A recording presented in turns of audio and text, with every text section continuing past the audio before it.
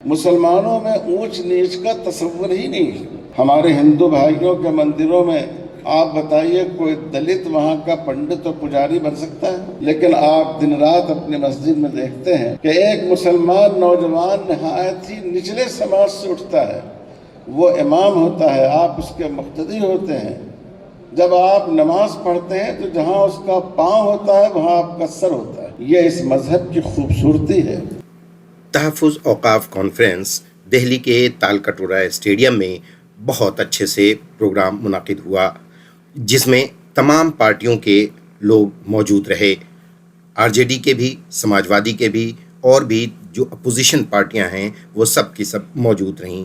اس میں خاص بات کیا رہی، آئیے جانتے ہیں مولانا خالد سیف اللہ رحمانی نے کیا بیان دیے، اور ان کی جو تقاریر ہیں وہ لوگوں تک پہنچانے کی بات ہے۔ بہت ہی مختصر پیغام میں آپ کو دوں۔ پہلا پیغام یہ ہے، یہاں سے نکلنے کے بعد جیسا کہ ہمارے بعض دوستوں نے کہا، بہت سے دوستوں نے یہاں آپ سے کہا، بہت صحیح کہا، اگر اس ملک میں 80% غیر مسلم بھائیوں کو مانا جائے اور 20% مسلم کمیونٹی کو مانا جائے تو ہر مسلمان اگر 4 اپنے ہندو بھائیوں کو اپنا موقف سمجھائے اور وقت کے بارے میں بتائے تو پورا ملک آپ کی بات سے واقف ہو سکے گا اور انشاءاللہ آپ کی بات سے اتفاق کر سکے گا۔ سب لوگ یہاں سے یہ ارادہ کر کے اٹھیے، مرد ہوں، عورتیں ہوں، بڑے ہوں، جوان ہوں، کہ ہم میں سے ہر آدمی کم سے کم 4 افراد کو اس قانون کی حقیقت کے بارے میں سمجھائیں گے اور ان کی غلط فہمیوں کو دور کریں گے۔ حکومت یہ غلط فہمی پیدا کر رہی ہے کہ مسلمان کہتا ہے، وقف کا قانون کہتا ہے کہ جہاں وہ ہاتھ ڈال دے وہ وقف ہو جائے۔ آپ ان سے کہیے کہ ہمارے یہاں وقف کی بنیاد یہ ہے کہ انسان جس چیز کا مالک ہو اسی کو وقف کر سکتا ہے، جس چیز کا مالک نہیں ہو اس کا وقف وہ کر ہی نہیں سکتا ہے۔ تو اس لیے یہ نرا پروپیگنڈا ہے کہ جہاں پر وقف بورڈ ہاتھ ڈالتا ہے وہ وقف کہلاتی ہے وہ چیز۔ دوسری بات بار بار یہ کہی جا رہی ہے کہ اس قانون کا مقصد وقف کا پروٹیکشن ہے، اس کی حفاظت ہے۔ آپ نے بہت سی باتیں سنی، موٹی موٹی بات یہ ہے کہ لمیٹیشن ایکٹ سے جو استثناء تھا وقف کا، جس کا فائدہ یہ تھا کہ وقف پر جو پرانے ناجائز قبضے تھے ان قبضوں کو بھی ہٹایا جا سکتا تھا، اس قانون میں وقف پر بھی لمیٹیشن ایکٹ عائد کر دیا گیا ہے۔ تو اس کا نتیجہ یہ ہوگا کہ اگر وقف کی کسی زمین پر 50 سال سے بھی ناجائز قبضہ ہے تو آپ اس قبضے کو ہٹا نہیں سکیں گے۔ 12 سال سے اگر کسی کا ناجائز قبضہ ہے تو آپ اس کو ہٹا نہیں سکیں گے، اس ناجائز قبضے کو اس کا جائز قبضہ بنا دیا جائے گا۔ آپ سوچئے کہ یہ کتنا بڑا نقصان ہے۔ آپ نے بھی سنا جو مسجدیں ہیں، جو مقابر ہیں، جو آثار قدیمہ میں آتے ہیں وہ وقف ہیں۔ اب اس کا نتیجہ یہ ہوگا کہ آثار قدیمہ کی تمام مسجدیں، ہمارے ملک کی بڑی بڑی مسجدیں جن کو دیکھنے کے لیے لوگ دنیا کے گوشے گوشے سے آتے ہیں، یہ سب وقف کے دائرے سے نکل جائے گی۔ اور اگر خدا نخواستہ کبھی کوئی پاگل حکومت آئی جیسی حکومت اس وقت ہے اور اس نے آپ پر پابندی لگا دی کہ یہ مسجد وقف کے دائرے میں نہیں آتی ہے، آپ اس میں نماز نہیں پڑھ سکتے ہیں، تو آپ نماز نہیں پڑھ سکتے۔ تو یہ کہنا کہ یہ قانون وقف کی حفاظت کے لیے ہے، بالکل دھوکہ اور غلط ہے۔ تیسری بات یہ کہی جا رہی ہے کہ اس کا تعلق انتظام سے ہے، مذہب سے نہیں ہے. یہ بھی بالکل جھوٹ ہے. اسی قانون میں یہ بات کہی گئی کہ جب تک 5 سال سے پریکٹسنگ مسلمان نہ ہو، عملی مسلمان نہ ہو، اس وقت تک اس کا وقف کرنا معتبر نہیں ہوگا.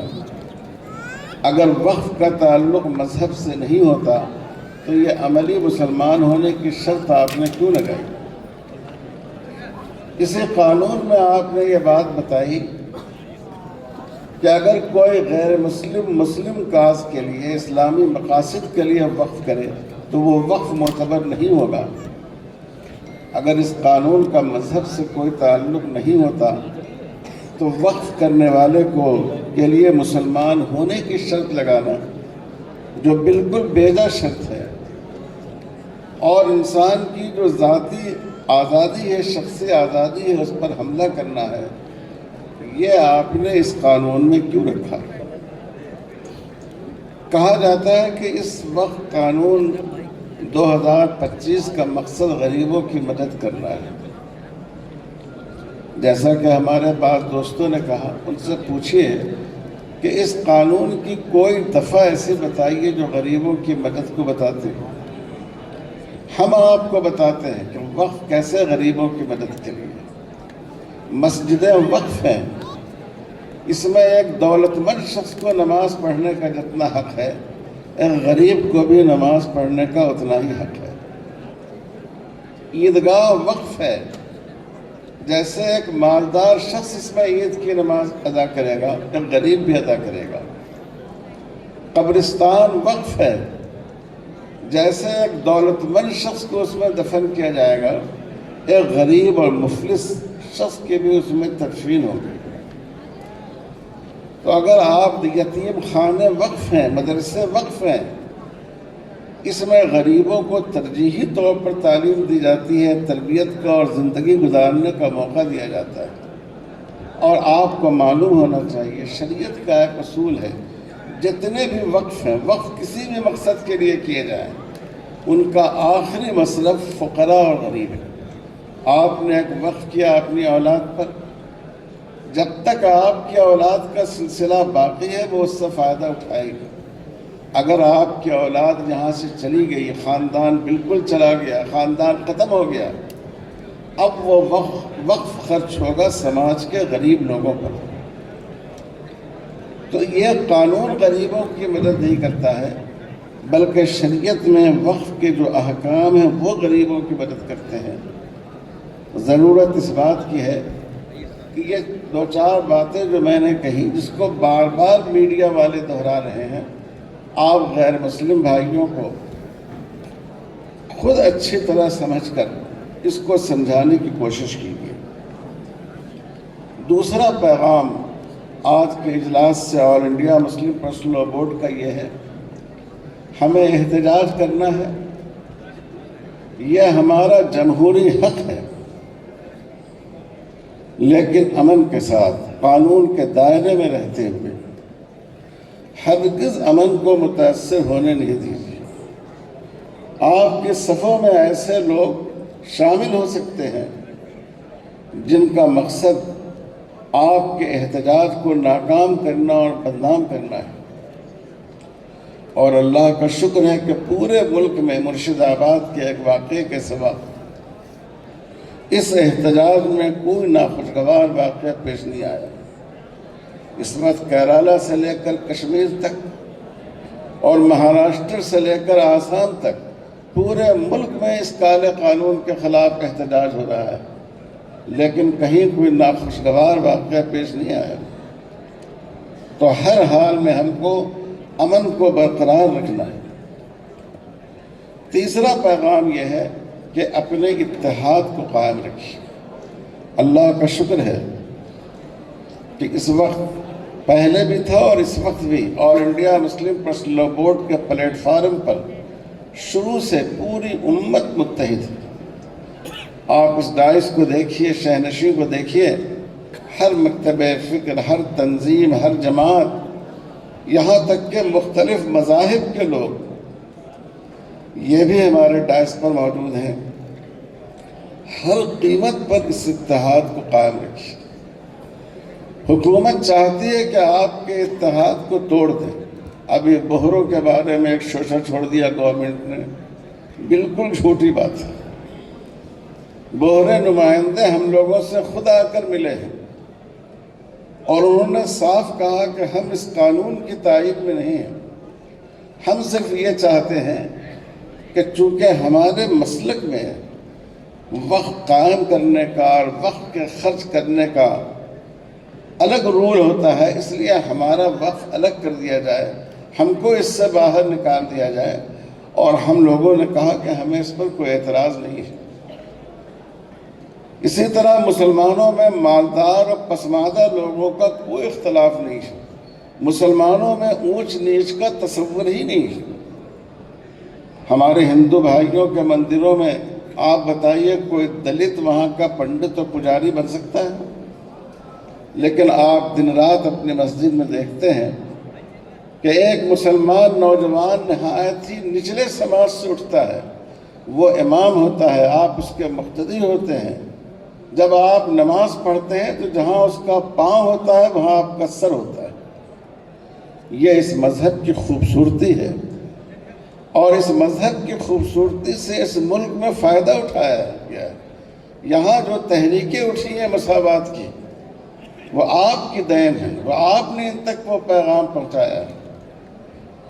تو میرے بھائیوں، ہر قیمت پر ہمیں اپنے اتحاد کو رکھنا ہے۔ لوگ ایسے مسائل کو چھیڑنے کی کوشش کریں گے کہ آپ آپس کے اختلاف میں الجھ جائیں۔ ہرگز اس الجھاؤ سے اپنے آپ کو بچا کر رکھنا ہے۔ ہم علماء سے خاص طور پر گزارش کرتے ہیں، ہمارے درمیان چھوٹے موٹے فروعی اختلاف بھی ہو سکتے ہیں، اعتقادی اختلاف بھی ہو سکتے ہیں، ہم ان کو اپنی درسگاہوں تک محدود رکھیں، لیکن عوام میں ہم ان مسائل کو نہ لائیں اور ایک سیسا پگھلائی ہوئی دیوار کی طرح اس ظلم کے مقابلے میں اور ظالموں کے مقابلے میں کھڑے رہیں۔ اور چوتھا پیغام مسلم پرسنل لاء بورڈ کا آپ حضرات کے لیے یہ ہے کہ کبھی بھی اپنا حوصلہ نہیں ہاریں، ہمت اور حوصلے کے ساتھ ہیں۔ اسلام کی نظر میں اقلیت اور اکثریت کوئی چیز نہیں ہے۔ جب رسول اللہ صلی اللہ علیہ وسلم نے مکہ میں توحید کی آواز بلند کی تو ایسے مسلمان ایسی اقلیت تھی کہ جن کا آغاز ایک فرد سے ہوا تھا، لیکن ہمارا حوصلہ ہمیشہ قائم رہنا چاہیے، اور آل انڈیا مسلم پرسنل لاء بورڈ جو ہدایت دے اس کے مطابق ہماری درخواست ہے کہ آپ سب اس پر عمل کریں۔ لوگ بہکائیں گے یہ بزدل ہیں، یہ تو صرف چکنی چکنی باتیں کرتے ہیں، اتحاد کی بات کرتے ہیں۔ آپ ایسی باتوں سے گمراہ نہ ہوئیے۔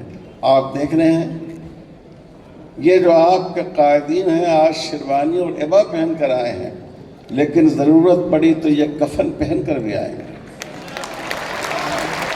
آپ اپنے آپ کو اس بات کے لیے تیار رکھیے کہ آج آپ کے ہاتھوں میں گھڑی ہے، اور ضرورت پڑی تو ہم اپنے ہاتھوں کے لیے ہتھکڑیوں کو بھی قبول کریں گے۔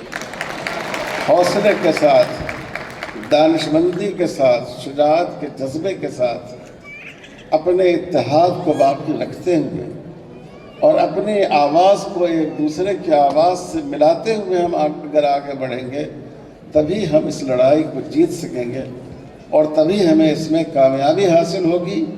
آپ یہ مت سمجھیے کہ اس اجلاس پر یہ بورڈ کا یہ پروگرام ختم ہو گیا۔ یہ لمبی لڑائی ہے، اس کو دور تک لڑنا ہے اور دیر تک لڑنا ہے اور مل جل کر لڑنا ہے۔ جب مسلم پرسنل لاء بورڈ آپ کو جو پیغام دے اس پیغام پر آپ لبیک کہیے۔ آگے بڑھنے کو کہا جائے تو آگے بڑھیے، اور پیچھے ہٹنے کو کہا جائے تو ڈسپلن کے تحت اور انتظام کے تحت پیچھے ہٹیے۔ اللہ تعالی ہم سب کو اس کی توفیق عطا فرمائے، ہماری وحدت کو برقرار رکھے، اور ہماری ہم سب کی مہم کو کامیابی سے ہمکنار فرمائے۔